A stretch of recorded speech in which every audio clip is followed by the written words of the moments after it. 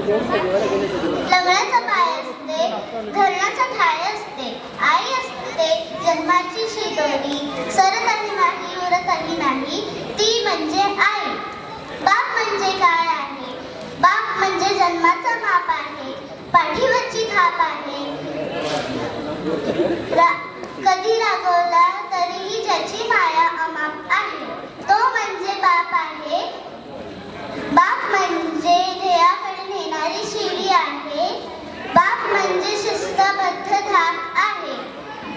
जगणं आपोआप आहे, तो म्हणजे बाप आहे. जिद्द म्हणजे काय हे आई असते, मनातला विश्वास म्हणजे बाबा